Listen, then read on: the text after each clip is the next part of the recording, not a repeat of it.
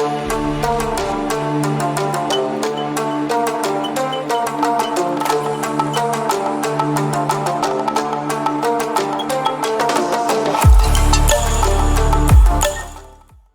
readers, I'm back with another book that is, of course, one of my favorites. These first few that I'm doing are all kind of my favorites because, well, I like them. I'm trying to put them out there. Now, if you have something that you want me to read and review, please let me know because I'll read just about anything. But I would really like to hear from you.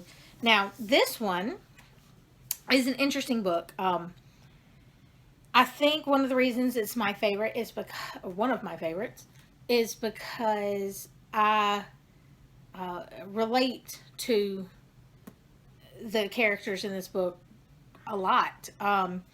It's kind of interesting because the main character in this book, in the first books in the series, is evil. He's the bad guy. Everybody hates him. But then things change. There's different perspectives to every story. One thing that I like is there's three sides to a story. You've got your side, their side, and then the truth that lies somewhere in between. Just because you see something one way does not necessarily mean that that is the truth. Um, so, it might be the truth, but there's usually some kind of hint that it's not quite right. Well, that's the same thing with this one. Um, this author, the reason I haven't said anything yet about who this is because there's a lot going on with this author right now, and I don't really want to get into it because, again, just like what I said, there's different sides to the story.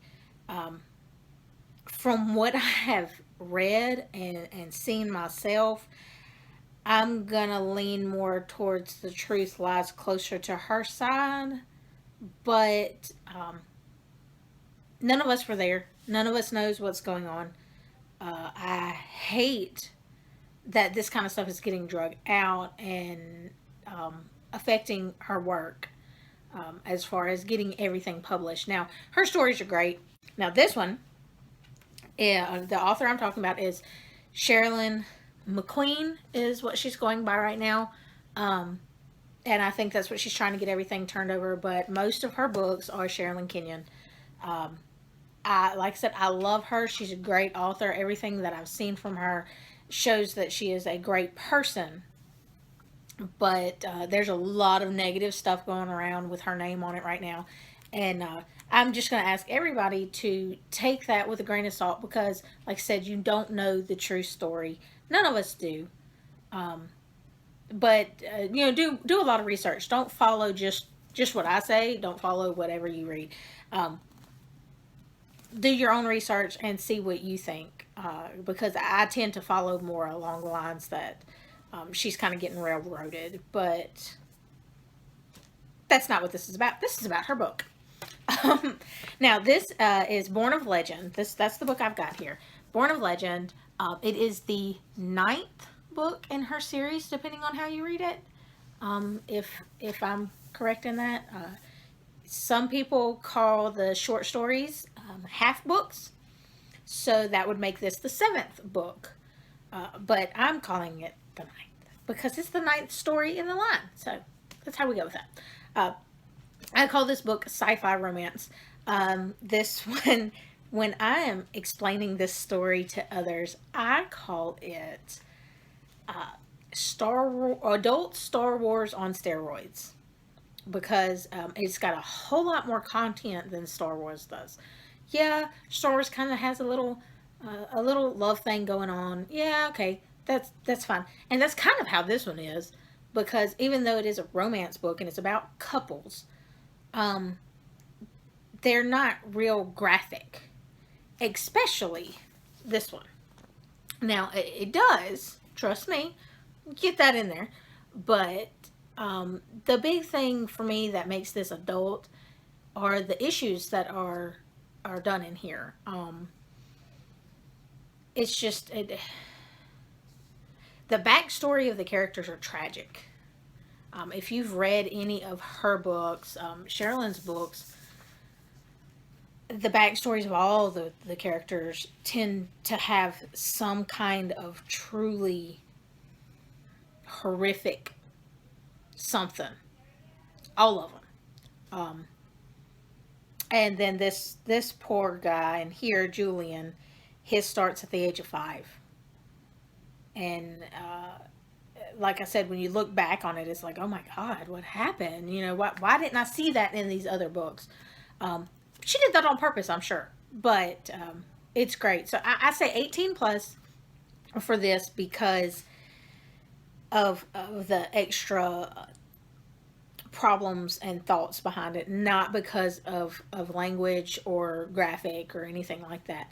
Now, it is in there, but it's really not like I have in other books. Now, this story, you see how thick this book is. This book is huge. You see how big it is.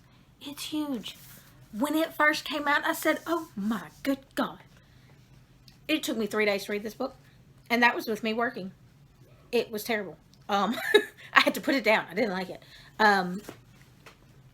But this story, because it's so thick, because it goes back almost to the very beginning and tells you things that, from another perspective. It's like some of the same stuff from a different perspective. Now, some of her other books, it's the exact same scene from a different character in the scene. This one is like behind the scenes of what happens. So it's not the exact same thing, but they're talking about the same event. Most of the characters in here you already know, you've met in previous books, because at the end, okay, spoiler alert, but trust me, you're going to want to read it anyway. At the end of the book before this, let me look, Born of Betrayal. At the end of Born of Betrayal, I think it's Born of Betrayal, everybody thinks that their families are dead. And you find out, that's when you find out that Julian is a good guy. So this book is about Julian and about what happens to him. At the end of that book, he has everybody's families. And it is crazy because nobody trusts him. Like I said, he was the bad guy. Everybody thinks he's the bad guy. And it takes a lot for them to realize that he's not the person that they thought he was. Now, he admits to the bad things that he did, and he's terrified of facing the different people in his life because of some of the choices that he made. He doesn't try to excuse his choices. He just tries to explain why he made those choices and tries to make up for them. He says that he never will. I mean, that's what he says to them. I know I will never change. Nothing that I did will ever change because I actually did that. He's trying to explain that he's a better person than what his decisions made him look like. So, backstory in this, everybody hates Julian. Everybody hates Julian. And it's not his fault. The reason everybody hates him is not his fault.